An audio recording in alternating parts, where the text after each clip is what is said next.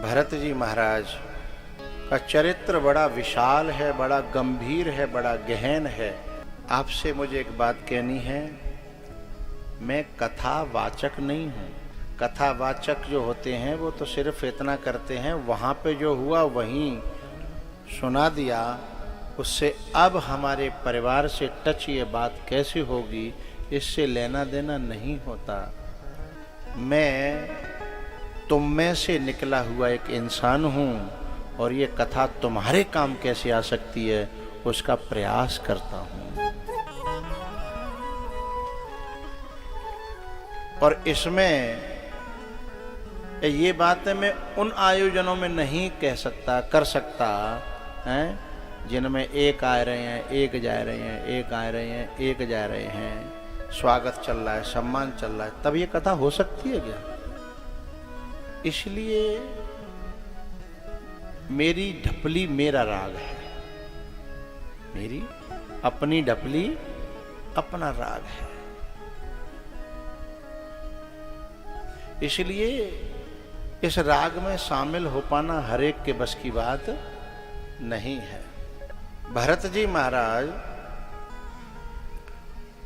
को जब ये आदेश हो गया कि जाओ ऐसे ऐसे करके तुम राज्य को रखना, तो भरत जी ने प्रार्थना करी कि अब यहाँ तक आ ही गए हैं चित्रकूट, तो यहाँ के कुछ ऋषि मुनि संत महात्माओं के दर्शन कर लें। यहाँ कुछ ऐसी जगह हों, तपस्थली हों, पुण्यस्थली हों, उनके हम दर्शन कर लें। राम जी ने कहा कर लो, हम सारे तीर्थों का जल लेकर के आए हैं, उसका क्या करें? तो राम जी ने कहा जो अत्रि मुनि कहें वो कर लो, क्योंकि साधु से होए न कारज हानि। अत्रि जी ने कहा कि चित्रकूट से थोड़ा सा दूर पे चल के एक कुआं है और उस कुएं में सारे तीर्थों के जल को डाला जाए। अभी चित्रकूट में कथा हुई थी हमारी, तो वहां हम स्नान करने गए थे। बोले जो इस कुएं में स्नान करेगा उसे सारे तीर्थों का स्नान का फल प्राप्त होगा, क्योंकि यम सारे तीर्थों का जल है। जो कहूं नहीं जा पावे हैं, तो भरतकूप पे चला जाए, चित्रकूट चला जाए और वहां स्नान करे, तो सारे तीर्थों के स्नान का फल प्राप्त होता है। बड़ी सुंदर जगह, बड़ी शांत जगह, बड़ा पुण्य स्थल, तीर्थ स्थल। हम गए तो थे स्नान करने, लेकिन वहां काफी देर बैठे, वहां से जाने का, हटने का मन ही नहीं हो रहा था। आहा, यहां भी बहुत लोग बैठे हैं जो उस समय हमारे साथ गए थे, और जो केवल यहीं तक के शेर हैं, वे तो कहूं जाते ही ना है, वे तो यहीं जन्मे है, आगे काई कहूं मैं है? वे बस यहीं तक के शेर हैं, और यहाँ तक के शेर हैं, और यहाँ यदि हम आ जाएं तो हम पे बोसगिरी करते हैं, ये हट जा, हमारे पहरेदार अंदर हट जा, तू को है? गुरुजी हमारे बहुत पुराने, तू कहाँ से आए हो? तुम यहाँ पे घर में आके बोसगिरी कर रहे हो हैं? तुम इतने ही मेरे अपने और पुराने थे तो जाते 100 किलोमीटर तक, 200 किलोमीटर तक, चित्रकूट तक हैं? हाँ, कुछ हैं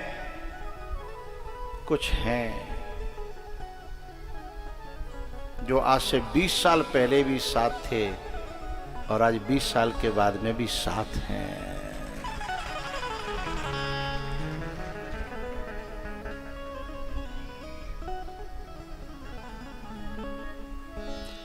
उस कूप में जो है जल डाला गया, नाम भरतकूप रखा गया। उसके बाद जो है भरत जी महाराज चित्रकूट में बड़ी दर्शनीय चीजें हैं। एक है गुप्त गोदावरी, एक है मंदाकिनी, और जो अनसुईया ने जो बच्चे बनाए हैं ना ब्रह्मा विष्णु महेश, वो भी चित्रकूट में ही है। हा हा, बड़ी सुंदर जगह है। रामसैया। अच्छा एक बात बताऊं,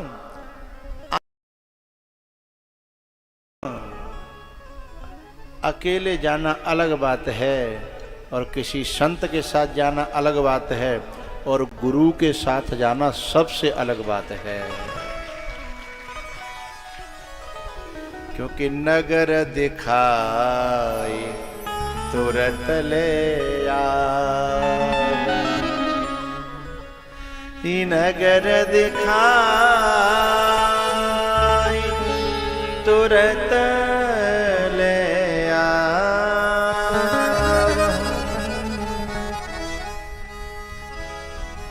जो तुम्हार अनुशासन पाए। हम लोग यदि बिना गुरु के बिना संत के जाते हैं तो दर्शन नहीं कर पाते। देख तो लेते हैं, और देखना अलग है और दर्शन करना अलग है। देख तो आते हैं पर दर्शन नहीं कर सकते। दर्शन तो कोई बुद्ध पुरुष, कोई महापुरुष, कोई अपना गुरु ही दर्शन करा सकता है? बहुत से लोग यहाँ से जाते हैं, बसें जाती हैं, और भी गुट बना करके जाते हैं। अच्छा है, न जाने से तो अच्छा है, पर जो संतों के साथ जा करके, गुरु के साथ जा करके जो मिलता है वो 7 जन्म में भी नहीं मिल सकेगा। जब वहाँ गुरु बताता है ना कि यहाँ ऐसा हुआ था, तब उस जगह की महिमा वो शास्त्रों से खोज के बताता है, ग्रंथों से खोज के बताता है, और वो दृष्टि देता है, नजरिया देता है, भाव पैदा करता है, भीतर से भक्ति पैदा करता है। तब जाकर के उस जगह के दर्शन करने का फल प्राप्त होता है। जब भाव नहीं है, प्रेम नहीं है, वो दृष्टि नहीं है, वो लॉजिक नहीं है हमारे पास, तो फल प्राप्त नहीं होगा, किसी भी कीमत पर नहीं होगा। यदि उनके दर्शन से फल प्राप्त होता तो समझिएगा, महादेव के दर्शन करने के बाद में भी महादेव के उन चेलाओं ने, जो राक्षस थे, उन्होंने शक्ति मांग करके अपराध ही किए। समझिएगा मेरी बात को। यदि दर्शन से अच्छा फल प्राप्त होता है बिना गुरु के, तो जिन राक्षसों ने तपस्या कर करके महादेव का दर्शन कर लिया, तो फिर तो वृत्ति बदलनी चाहिए ना, फिर तो बुराई हटनी चाहिए ना। अरे मूड अला करो भाई, फिर तो वृत्ति बदलनी चाहिए, बुराई बदलनी चाहिए, खूंकारता जानी चाहिए, राक्षसपनो हटना चाहिए ना। उन्होंने तो शक्ति मांग करके और ज्यादा बड़े राक्षस बन गए। इसलिए अपने आप मेहनत करके, तपस्या करके तुम जा करके दर्शन भी कर लोगे तो फायदा नहीं, हो सकता है नुकसान मिल जाए। राक्षसों को नुकसान ही तो हाथ लगा और ज्यादा अपराध बढ़ गया है। तो जब कोई गुरु, जब कोई संत, कोई महापुरुष, जिससे हमारा दिल झुकता हो जिसके चरणों में, जब वो दृष्टि देगा। लेकिन एक बात और कहता हूं, गुरु के प्रति भी ये 2 चीज का होना बहुत जरूरी है। संत के प्रति भी, वो भी दृष्टि तब दे पाएगा, श्रद्धा और विश्वास। श्रद्धा और विश्वास। मेरे आश्रम पे एक गाय है जिसका नाम है सोना। हम बुलाते हैं और चली आती है। गायों से मुझे बहुत प्रेम है। एक गाय है सोना, एक का नाम है नर्मदा, एक का नाम है गंगा, और उनको मैं बहुत प्रेम करता हूं। एक दिन मैंने देखा कि नर्मदा जो है ना, वो दूध दे रही है इस समय, और मुझसे इतना प्यार करती है कि मैं थनों में हाथ डालूं, मुंह में हाथ डाल दूं। दांत इतने उसके मजबूत हैं कि चाहे तो चबा जाए। दांत तो छोड़वा की जीव ही इतनी खुरखुरी है कि यहाँ हाथ मार दे जो लगते कांटे के जैसे छील दो। फिर दांत तो अलग बात है, लेकिन पूरा हाथ डाल दो, पीछे मुंह हटाएगी, खाएगी नहीं, चाटेगी। एक दिन उसके थनों में, उसकी एंडरी में मैंने हाथ डाले हो, खुजाते खुजाते मां, मैंने एक आश्चर्य देखो, उसके थनों में दूध का भंडार है। बछड़ा पी करके वो हो रहा है, और दूध में, थनों में दूध का भंडार है। लेकिन जब मैंने मां चिपटे वही कछु कीड़ा देखे, जुआ देखे, और भी जो जो नाम तुम लेते हो उन कीड़ों के, वो देखे, तब मुझे बड़ा आश्चर्य हुआ। अरे यहाँ दूध का सागर था, लेकिन इनको खून ही मिला पीने को। वो दूध से हाथ नहीं लगा रहे थे, वो वहां बैठे बैठे भी उनका खून ही पी रहे थे। तो कभी कभी श्रद्धा न हो, विश्वास न हो, तो संतों से चुपके हुए लोग, उनकी कृपा नहीं, उनकी दृष्टि नहीं, उनका प्रेम नहीं, वहां चुपके हुए लोग उनका खून ही पीते हैं। तो राक्षस तो खून के ही प्यासे होते हैं ना। राक्षस, उन्हें दूध कहाँ अच्छा लगता है बताओ? उन्हें दूध कहीं अच्छा लगता है? वो तो हमेशा खून के प्यासे होते हैं। तो हम, उनको पता है, उन जुआओं को तो पता भी नहीं है कि यहाँ खून भी है, वो दूध भी है। क्षमा करना, निकल गया कि उनको पता भी नहीं है दूध भी है। लेकिन जो उसका बछड़ा होता है ना, उन्हीं स्तनों में से दूध पीता है और पुष्ट होता है, और उसको भी दुख नहीं देता, और खुद भी बहुत बड़ा हो जाता है। ऐसे ही संतों की, उन जुआ जो होते हैं, उनको तो ये नहीं पता कि यहाँ दूध भी है, और बछड़े को ये नहीं पता कि यहाँ खून भी है। बस संतों के साथ में भी ऐसे ही दो प्रकार के लोग रहते हैं, संतों से जुड़े हुए भी हैं। अच्छा सुनो, एक बात का ध्यान रखना, जो दूध पीते हैं वे थोड़ी देर चुपके रहते हैं, आगे समझ लेना। जो दूध पीते हैं, वो तो पिए हट गए।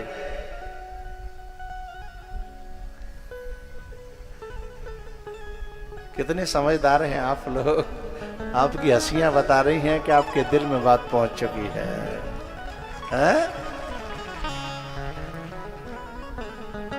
अब कछु लोग एक दूसरे तो पूछ रहे कहा भाई हो, सतर्क नहीं रहोगे तो और क्या होगा, सावधानी हटी दुर्घटना घटी। भाई जो दूध पीने वाला है, कृपा मिल गई, आशीर्वाद मिल गया, करुणा मिल गई, सिद्धांत मिल गए, एक प्यारी सी नजर से उन्होंने नजर डाल दी, बस अब क्या है? अब की नजरों ने समझा प्यार के काबिल मुझे। वो तो कभी मिलने की भी जिद नहीं करते। आप लोगों में से मैंने बहुत ऐसे लोग देखे हैं, क्या बताऊं। एक व्यक्ति मिला मुझे कहीं, अब इतना याद नहीं आ रहा वो कहाँ का था। वो मिला और आकर के पांव छुए और बोला, महाराज जी मैं आपका आभार प्रकट करना चाहता हूँ, 2 मिनट गाड़ी रोक लो। हमारी गाड़ी पहले से रुकी थी, किसी कारण से हम चलने वाले थे, तब तक वो आ गया। बोले आभार प्रकट करना चाहता हूँ। मैंने कहा मैं बोले आभार तो उसका प्रकट किया जाता है जिससे कुछ मिला हो। मैंने तो तुम्हें कुछ दिया नहीं, मैं तो जानता ही नहीं हूं। अरे मैं क्या बताऊं, आपने एक बूढ़ी माँ वाली कथा कही है, वो यूट्यूब पे पड़ी है, वहां से मैंने सुनी थी। उस दिन से मैं अपनी माँ को लेकर के और इतनी सेवा करता हूँ, अब मुझे सुकून मिलता है। पहले शांति नहीं थी मेरे जीवन में, पैसा तो था हैं, शांति नहीं थी। मेरी हवेली तो मेरे पास थी पर सुकून नहीं था। उसको देख करके मैं गांव से अपनी माँ को शहर ले आया हूँ, उसी दिन से सेवा करता हूँ। उस दिन से मैं आपका आभारी हूँ। क्या बात है साहब, मन गार्डन गार्डन हो गया। वो बछड़ा है, वो बछड़ा है, और वो ऐसा बछड़ा और है, उसने तो छुआ तक नहीं और मेरा दूध प्राप्त कर लिया। हाँ, छुआ तक नहीं और दूध प्राप्त कर लिया। तुम्हें कोई परेशानी न हो, हमने तो ग्रहण कर लिया। और मैं ऐसे ही बता सकता हूं, मुझसे 20 सालों से जुड़े हैं, लेकिन उनके अंदर एक भी मेरा सिद्धांत नहीं है। हाँ? ऐसे भी तो भरत जी महाराज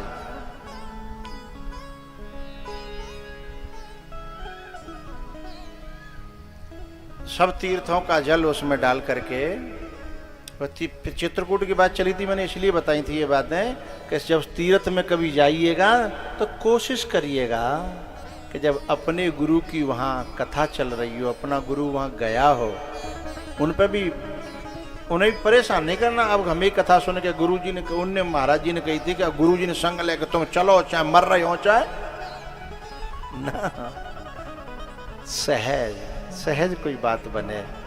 हैं? राम जी से भरत जी ने आकर के प्रार्थना करी कि अब मुझे कोई ऐसी चीज दे दो कि जाए देख देख के मैं 14 साल काट सकूं, जाए देख देख के, जाए पूज पूज के, हैं 14 साल कट जाए मेरे। आहा हा हा।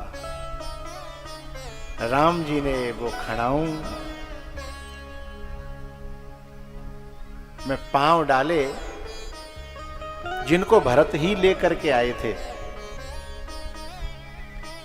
जब राजपाट राज तिलक किया जाता है ना, तो उस राजा को खड़ाऊं भी दी जाती हैं। खड़ाऊं भी दी जाती हैं साहब। क्या बताऊं मैं आपको, काश मेरे हिंदुस्तान में कुछ दिनों के लिए त्रेता युग आ जाए तो वो नजारे देखने को मिल जाएं जो कभी राम के जमाने में मिले थे। यदि भगवान मुझसे कभी खुश हो और मुझसे पूछे कि तुम्हें क्या चाहिए, तो मैं तो भगवान से यही मांगूंगा कि इस हिंदुस्तान में कुछ दिन के लिए तुम अपना युग दिखा दो कि पहले कैसा था। आहा, खड़ाऊं जब राम जी ने दी तो भरत जी ने बगल में नहीं दबाई, काऊ थैला में नहीं धरी। आहा हा हा, ये है अदब, ये है आदर, ये है प्रेम, ये है भक्ति, ये है रिश्ते की इज्जत। मैं क्या क्या नाम दूं इसे साहब। हैं? दिल का रिश्ता। मैं आपसे मिला नहीं हूं इन 7 दिनों में, लेकिन मैं आपसे बतराया हूं आपके दिलों में बैठ करके।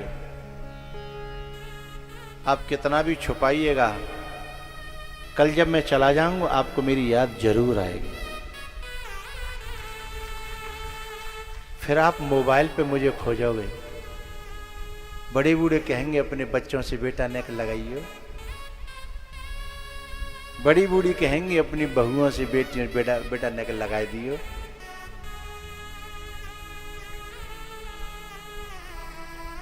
मैं आपसे मिला नहीं, सिर्फ 7 दिन बतराया हूं, तब तुम्हारा प्रेम मुझसे इतना हो सकता है। कल्पना करिएगा, तब तुम्हारा प्रेम मुझसे इतना हो सकता है। उस भरत के प्रेम की कल्पना कैसे कर सकते हो? हैं? उस भरत के प्रेम की कल्पना कैसे करोगे? कौन से भरत की? एक दिन बचपन में कबड्डी खेलने के लिए राम जी का मन हुआ सरयू नदी के किनारे रेती में। चारों भाई थे और भी कुछ इनके मित्र थे अयोध्या के, कबड्डी खेलनी थी। राम जी ने जैसे ही कहा भाई कबड्डी के लिए पार्टी बना लो, कबड्डी तब होगी जब पार्टी बनेगी। पार्टी का नाम लिया, लक्ष्मण जी चुपचाप आके और सीधे राम जी के पीछे खड़े हो गए। बोले कोई किसी तरफ बट जाना, मुझे लेना देना नहीं है, मुझे खिलाना तो यहां रहूंगा। अब निगाह घूमते घूमते भरत जी के पास पहुंची राम जी की। भरत जी ने कहा आपका खेल होना चाहिए,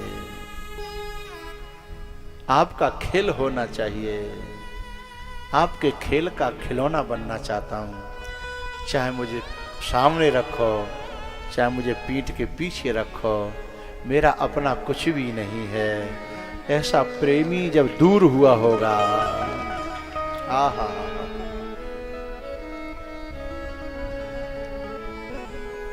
कबड्डी खेलते खेलते खेलते खेलते जब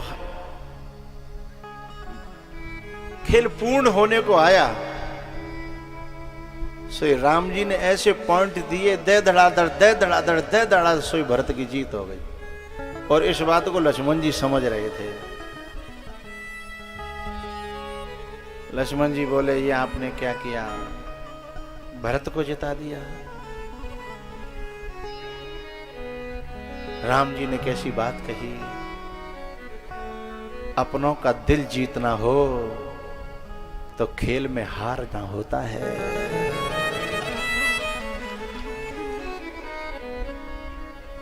खेल में तो जीत जाते, लेकिन भरत का दिल कैसे जीतते? भरत से कहा कि तुमने अपने बड़े भाई को हरा दिया, बड़े खुश हो रहे होगे, अब तो तुमको सीना तान के चलना चाहिए। भरत जी ने कहा हार और जीत जिसकी मुट्ठी में रहती हो उसे कौन हरा सकता है, पर उसने जीत मेरी झोली में डाल दी, ये उसका एहसान है मेरे ऊपर। हाँ? ये उसका एहसान है मेरे ऊपर। एक बार फुटबॉल हो रही थी सरयू के किनारे। फुटबॉल में भरत जी ने एक ठोकर मारी, गेंद राम के पास गई। नहीं, पहले जो है गेंद राम जी के पास थी, राम जी ने ठोकर मारी। जब राम जी ने ठोकर मारी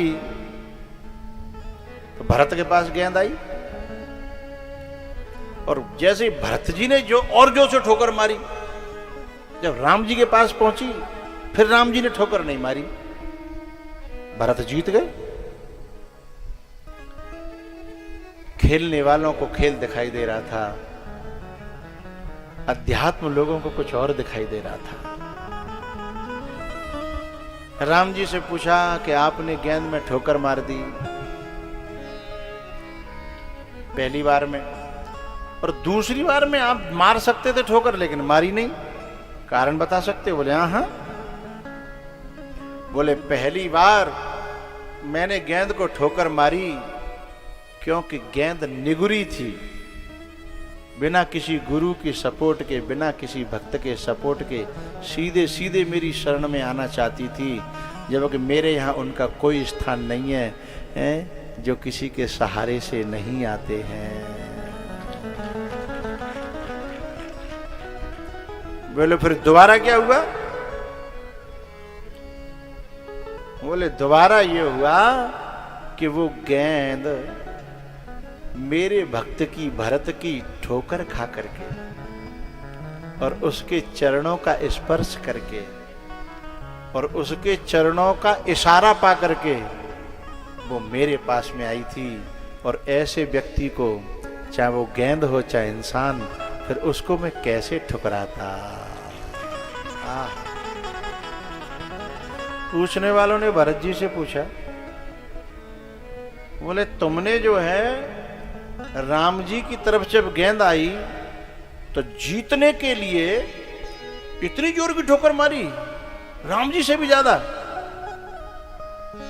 भरत जी ने कहा मैं नहीं जानता जीत क्या होती है और हार क्या होती है। तो बोलो जो राम के चरण से दूर होना चाहते हैं, चाहे गेंद हो, चाहे मां कैकेयी, चाहे कोई और हो, जो राम से दूर होना चाहता है मैं उसको ठुकरा देता हूं। और मेरे ठुकराने का भी परिणाम ये होता है कि वो राम जी का हो जाता है, राम जी की चरण में पहुंच जाता है, राम जी की शरण में पहुंच जाता है। जो राम जी को छोड़ करके आएगा उसे मैं कैसे अपना लूंगा, हैं? जो तेरा हो नहीं सकता वो मेरा हो नहीं सकता। इसलिए मैंने तो गेंद को, हैं?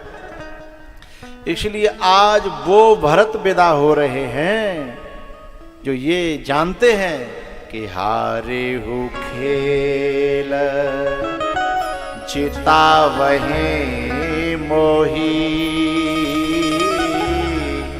हारे हो खेल, हारे हो खेल चिता वहीं मोही, हारे हो खेल चिता वहीं मोही।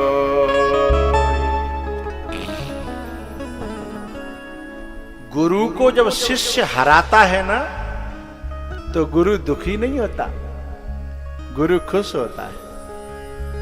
शिष्य आगे निकल जाए तो गुरु खुश होता है।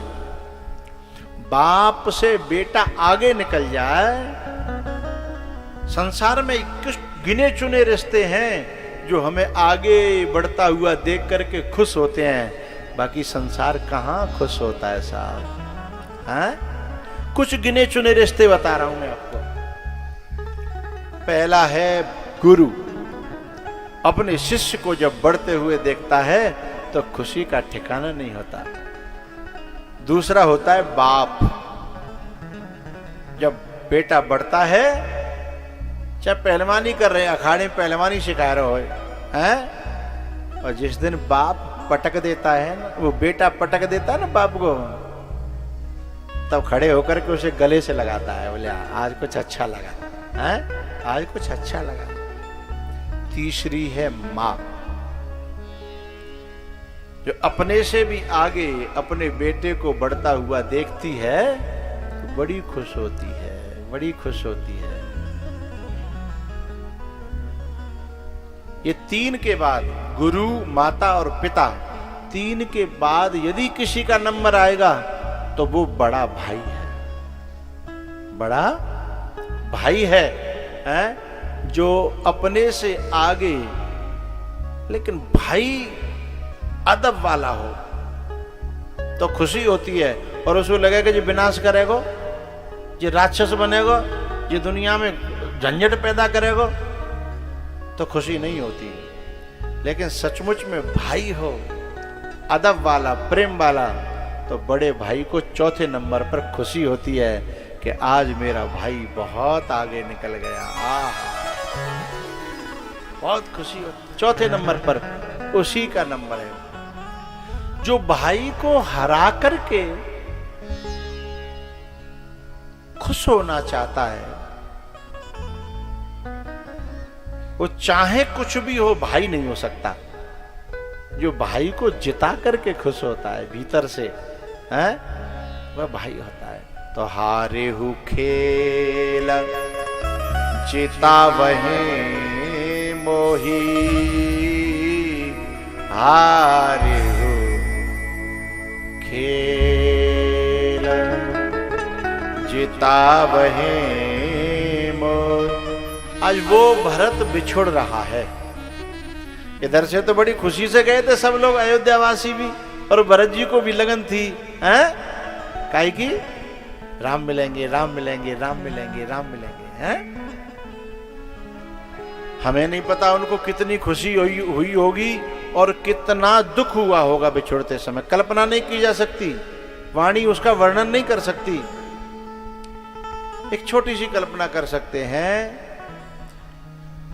कि आज जब कोई बेटा मां से बिछुड़ता है, जिसने ये दर्द महसूस किया होगा, वो उसका बहुत कुछ थोड़ा बहुत अनुमान लगा सकता है उस बहुत बड़े प्रेम का, है। जो मां बेटे से बिछुड़ती है वो अनुमान लगा सकती है। पता है भरत जी महाराज जब बिछुड़े हैं ना, तो वहां केवल भरत का बिछोह नहीं हुआ, चित्रकूट एक ऐसा एक वहां घटना घटित हुई कि वहां कई प्रकार के बिछोह हुए। वहां जनकपुरवासी भी आए थे, तो सीता जी की माताजी सीता जी से विदा हो रही हैं।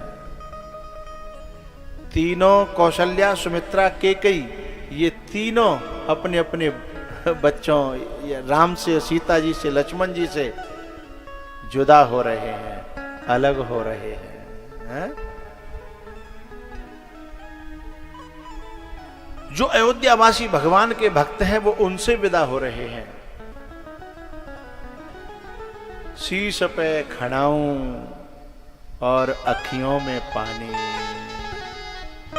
राम भक्त ले चला रे राम की निशानी।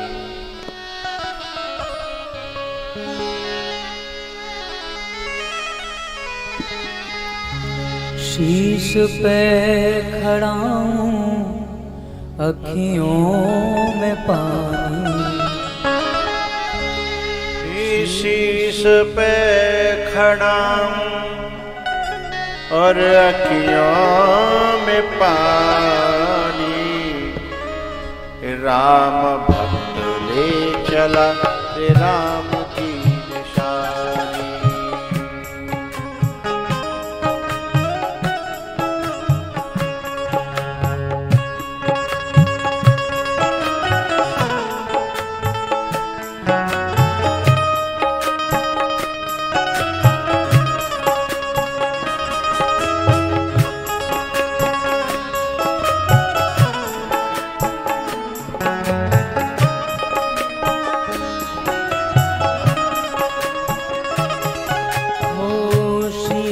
खड़ा ले चला ऐसे राम सिया जी संग में हो जैसे।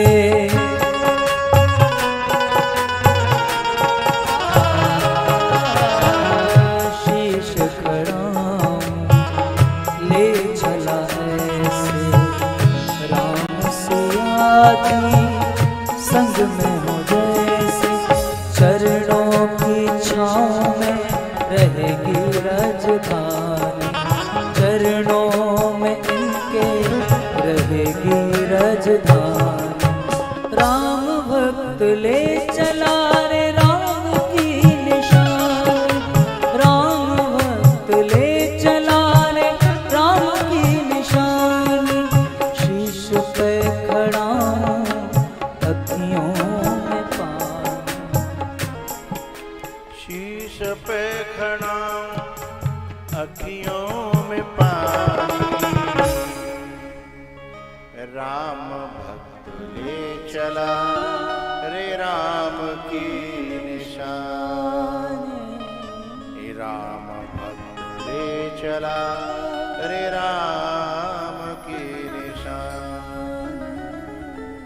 भरत जी महाराज ने खड़ाऊं गद्दी पर रखी अयोध्या में और गड्ढा खोदने लगे नंदीग्राम में गुरु की आज्ञा से।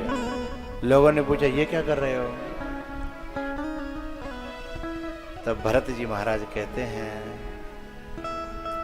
कि सबते सेवक धर्म कठोरा, सबते सेवक। बोले मेरे प्रभु धरती पे सोएंगे और मैं भी धरती पे सोऊं तो बराबरी नहीं हो जाएगी हैं? जब कोई किसी को हम अपना आदर्श मानते हैं, पूज्य मानते हैं, अदब करते हैं, तो उन्हें थोड़े ऊंचे बिठाते हैं, हम थोड़े नीचे बैठते हैं। और कहीं ये सुविधा नहीं होती तो हम बराबर पे भी यदि हम अपने परिवार में बैठते हैं ना, तो एक हमारी मर्यादा होती है, एक तरफ होती है अदमायन और एक तरफ होता है सिराहना। क्या बात है, हिंदुस्तान की संस्कृति देखिए, लेकिन जो मिटती चली जा रही है, बस उसी में आदर पता चल जाता है, उसी में अदब हो जाता है, उसी में आशीर्वाद ले लेता लेने वाला है। अगर अपनो बड़ो बूढ़ो अदमानी की तरफ बैठो है तो वो खड़ो रहेगा, और यदि बड़े बूढ़ो समझ लेगा कि क्यों ना बैठ रहो, क्योंकि मैंने ये जगह घेर रखी है, तो वो धीमे से सिराने की तरफ खिसक जाएगा, और फिर वो आकर के अदमान की तरफ जब बैठ जाता है ना, हा, बड़ी सूक्ष्म है ये रिश्तों के धागे, बड़े सूक्ष्म है ये रिश्तों के धागे। इन्हें कोई कोई समझ पाता है और निभा पाता है? और जब वो सिराने की तरफ खिसक करके जब देखता है कि ये बैठ गया, तो बिना चरण छुए उसका आदर हो जाता है और इसको आशीर्वाद मिल जाता है। पर इसको जाने सो ताने, जाने सो ताने,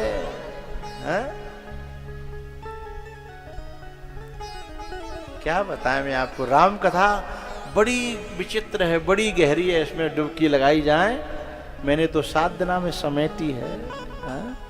न जाने क्या क्या छोड़ा है, क्या क्या मैंने लेकिन मुझे खुशी है ये कि इसमें भीतर से कई स्वर ऐसे उठ रहे हैं कि जो छूट रहा है उसे दोबारा हम प्राप्त कर सकें, उसके लिए हम तैयारी कर रहे हैं। हमारा क्षेत्र प्राप्त कर सके उसके लिए नए नए बालक तैयारी कर रहे हैं। मुझे खुशी है। ऐसा मत समझना है मैंने राम कथा पूरी कह दी है ना, अभी 100वां अंश भी नहीं कहा है। देश काल परिस्थिति के अनुसार जैसा थोड़ा बना है, तो गड्ढा खोदा और उसमें जो है भरत जी महाराज रोज तपस्या करते हैं। एक वहां तपस्या कर रहे हैं और एक यहां तपस्या कर रहे हैं।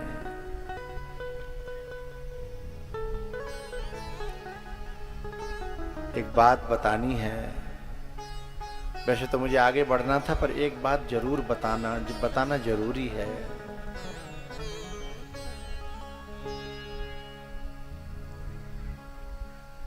भरत जी महाराज अयोध्या के अंदर के शत्रुओं को शमन कर रहे हैं, और राम जी महाराज अयोध्या के बाहर के शत्रुओं का शमन कर रहे हैं। और राम राज्य तब होगा जब बाहर के भी शत्रु, भीतर के भी शत्रु मर जाएं और बाहर के भी शत्रु समाप्त हो जाएं। राम राज्य तब होगा।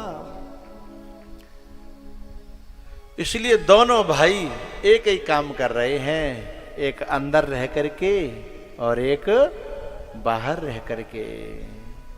एक बात बताऊं, इस राम राज्य का सपना देखा तो दशरथ जी ने था, देखा तो दशरथ जी ने था, लेकिन वो राम राज्य कर न पाए। राम राज्य भरत जी ने किया। दशरथ जी कुछ थोड़ी सी गलतियां कर गए। अब वो राम जी के पिताजी हैं, दशरथ जी हैं, इसलिए एक किरदार निभा रहे थे। वो ये बताना चाहते थे कि राम राज्य करना चाहते हो तो ये गलतियां मत करना। उसमें से एक छोटी सी गलती बता रहा हूं, कुछ में से एक आध।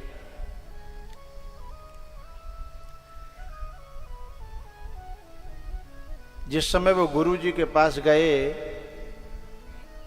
कि पद जुबराज राम कहूं दे, जीवन जन्म लाहु किन ले। गुरु जी से कहा कि मुझे जो है अपना राज्य, शब्दों को जरा चयन करिएगा, चयन करके सुनिएगा, नहीं तो फिर भटक जाओगे। मैं अपने राज्य का उत्तराधिकारी राम को बनाना चाहता हूं।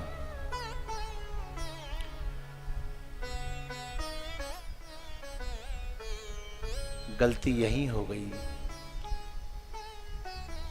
भरत जी ने कहा कि ये संपत्ति राम की थी, राम की है और राम की रहेगी, मैं अपनी मान कैसे लूं। लेकिन दशरथ जी ने वो सब संपत्ति राम की न मान के अपनी मानी और अपने देने का भ्रम पाल रहे थे।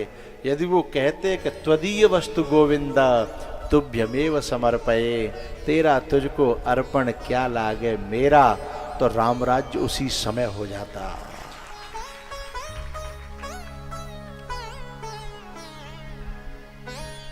ये संपत्ति हमारी कहां से है, हमने क्या किया है। जिसकी थी उसी को देने के लिए वो अभिमान पाल रहे थे, इसलिए रामराज्य ला नहीं पाए। भैया इधर भरत जी जो है जब तपस्वी के भेष में नंदीग्राम में रहते हैं तो होता क्या है कि एक दिन केकई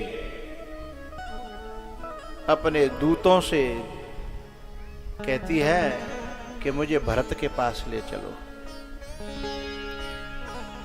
और एक बात बताऊं आपको, जिस दिन राम का वनवास हुआ था, भरत जी पहली बार ननिहाल से आए थे, जब आरती उतारने के लिए खड़ी थी और बड़ी खुश थी राम को राज देने, वनवास देने के बाद, उसी दिन जो है केकई ने रिश्ता तोड़ दिया था। राम जी जब लौट करके आए हैं ना और केकई के महल में मिलने गए तो राम जी ने कहा, मां मैं तुम्हें क्या दूं जिससे तुम्हारी उदासी दूर हो जाए। तो केकई रो पड़ी, बोले तू तो मां कहता है, पर जिसे मां कहना चाहिए अब वो मां नहीं कहता है। तरस गए हैं ये कान, यदि हो सके। राम जी बोले मैं समझ गया। एक दिन भरत के कमरे में राम जी गए, बोले भरत कुछ मांगना चाहता हूं। बोले आपका सब कुछ है, पर मुझे एक धर्म संकट में मत डालिएगा। बोले क्या? बोले जिसने मुझे मेरे राम से दूर किया हो, चाहे वो मेरी जननी ही क्यों न हो, उससे रिश्ता जुड़वाने की कोशिश न करिएगा, उससे मां कहलवाने की कोशिश न करिएगा, और मैं आपसे ना कह नहीं पाऊंगा और ये काम मैं कर नहीं पाऊंगा। राम चुपचाप लौट करके आ गए साहब। ये बात दशरथ ने केकई से कही थी। ये माताओं से कभी कभी इनके पति, कभी पुत्र, कभी भाई समझाते हैं कि हट ठीक नहीं है, स्वार्थ ठीक नहीं है।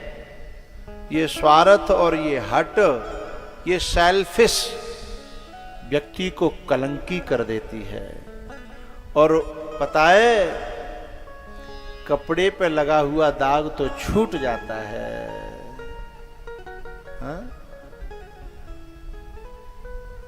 कपड़े पे लगा हुआ दाग छूट जाता है।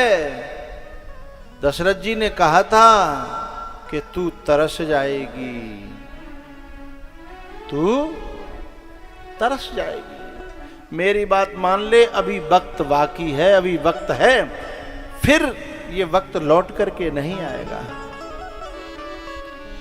जो घड़ी होती है ना, घड़ी में दिखने वाला वक्त घड़ी से महंगा होता है, और जो उस वक्त की कदर करता है एक दिन वक्त उसे बहुत ऊंचा उठा देता है, और जो उस वक्त की कदर नहीं करता वो कहीं का नहीं रहता। दशरथ जी ने कहा था, तू तरस जाएगी रानी, तू तरस जाएगी रानी, सबसे मिलने मिलाने को।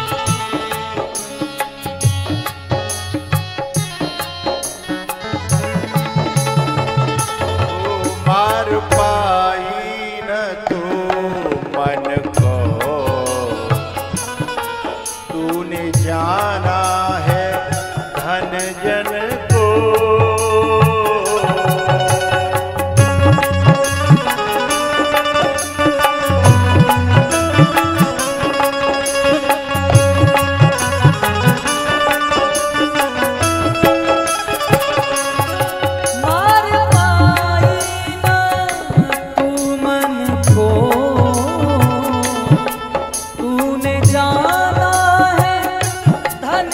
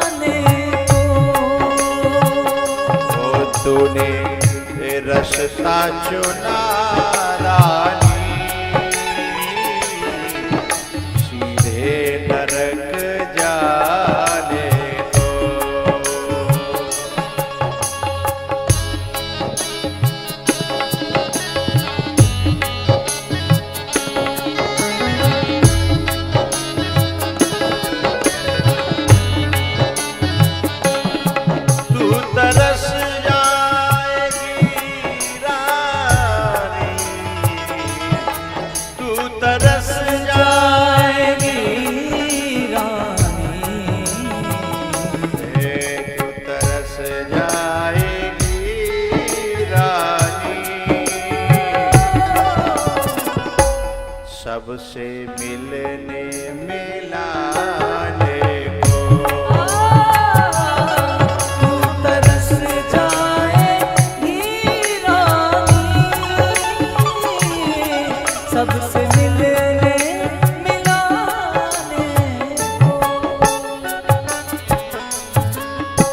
ओ तूने रस्ता चुना रानी, सीधे नरक जाने को। तूने रास्ता चुना रानी, सीधे नरक जाने को। तू तरस जाएगी रानी, सबसे मिलने मिलाने। ये जो राम कथा है ना प्यारे, जिस समय राम कथा का प्रसारण हुआ था ना हिंदुस्तान में, उस समय रोडों पे जाम लग जाता था। खोकाओं में जो पान बेचने वालों के खोकाओं पर भीड़ लग जाती थी। हम तो उस जमाने में बच्चे थे, ब्लैक एंड व्हाइट टीवी में 4-6 गांवों के बीच में एक जगह टीवी होती थी, और जिसके यहां बैटरी होती थी, ट्रैक्टर होता था, उससे लगा करके जब से उस समय 1 घंटे के लिए हिंदुस्तान थम जाता था। राम कथा की ताकत तब देखी थी हमने साहब, समझे तो बाद में, लेकिन देखी थी ऐसे ही। अब जब राम कथा होती है पंडाल में, हमारे ये बच्चे कह रहे थे कि ऊपर जो है ना ये सब वैसे लोग आते हैं, माला लाते हैं, बोले एलईडी में चला दिया करेंगे लंच में। मैंने कहा लंच में कौन किसकी सुनता है, वो तो राम कथा की महिमा है, जो कथा शुरू होते ही सब अगल बगल वालों को भी शांत कर देते हैं। लंच में तो कोई किसी के बाप की नहीं सुनता, तेरी एलईडी की कौन सुनेगा, हैं? तो पुनि पुनि कितने सुने सुनाए, पर जिय की प्यास बुझत न बुझाए। पुनि पुनि कीतने हूँ सुने सुनाए,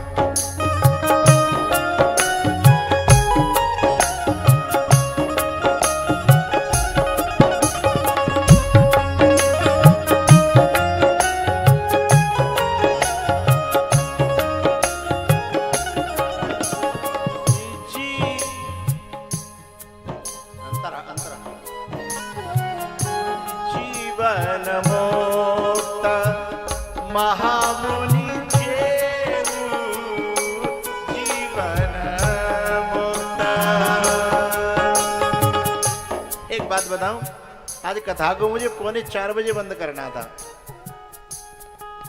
सबसे मुझे मिलना था, पर मुझे खुद को इतना रस आ रहा है, मैं करूं तो करूं।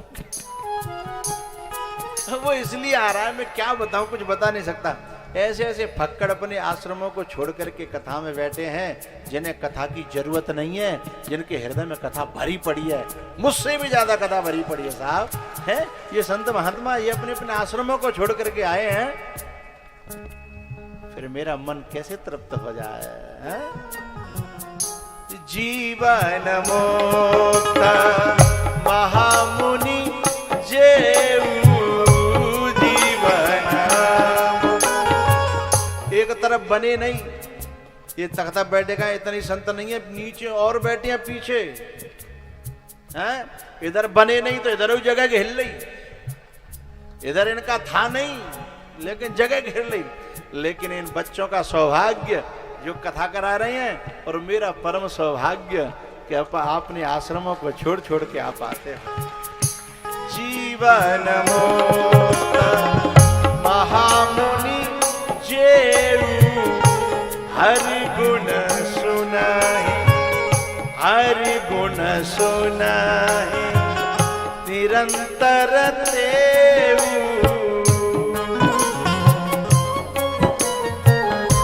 पुनि पुनि कीर्तन हो, पुनि पुनि कीर्तन हो, सुने सुनाई जिय की प्यास बुझती न बुझाई।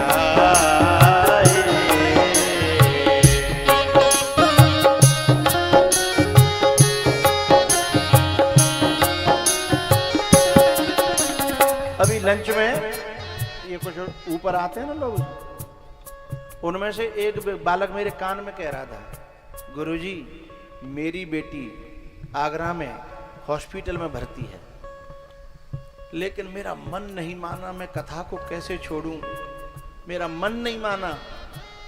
उसको वहां कराया और किसी को उस पर देखने के लिए कराया, लेकिन मैं दौड़ के कथा के समय पे कथा में आ गया, मेरा मन नहीं माना।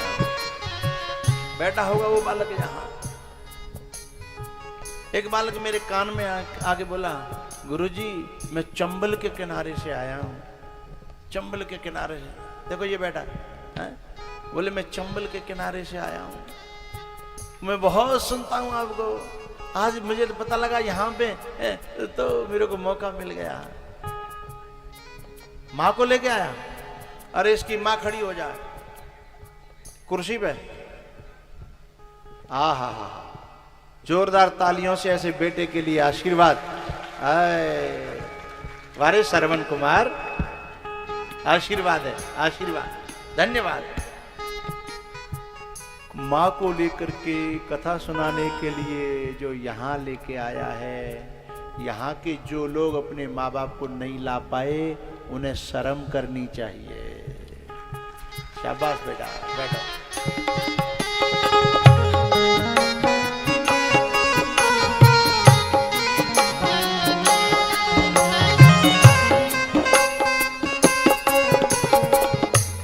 ऐसे जन कहां से कैसे कैसे श्रोता, ये तो मेरी नजर में आ गए, नहीं ऐसे जन कितने होंगे। अब इनके इस वक्त को मैं स्वागत में, सम्मान में, मालाओं में, साफाओं में खत्म करूं तो क्या परमात्मा मुझे क्षमा कर देगा?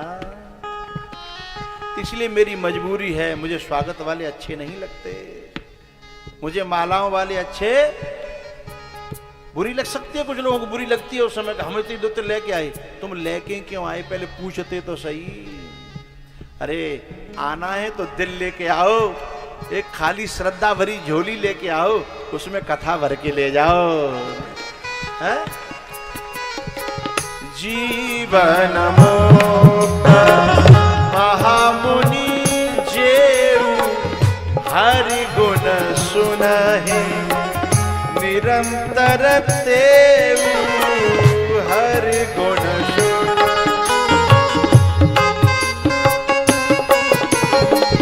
पुनि पुनि कीर्तने हो, पुनि पुनि कीर्तने हो, सुने सुनाई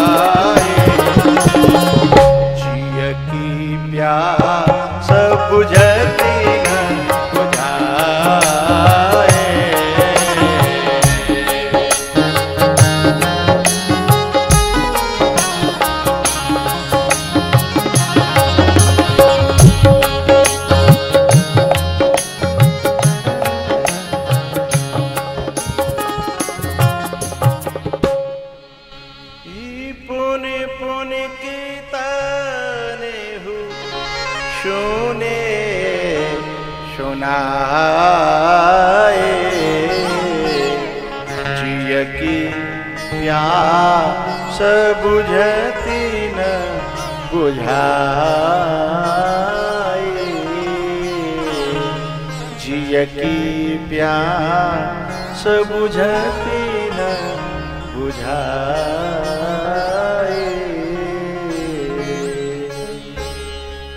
इसलिए आप सबका बहुत बहुत आभार प्रकट करता हूं जो आप इतनी शांति से इस कथा का पान करते हो, मुझे डिस्टर्ब नहीं करते हो, मुझे परेशान नहीं करते हो।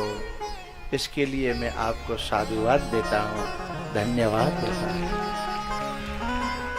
बस अब इन्हीं शब्दों के साथ कथा पूरी।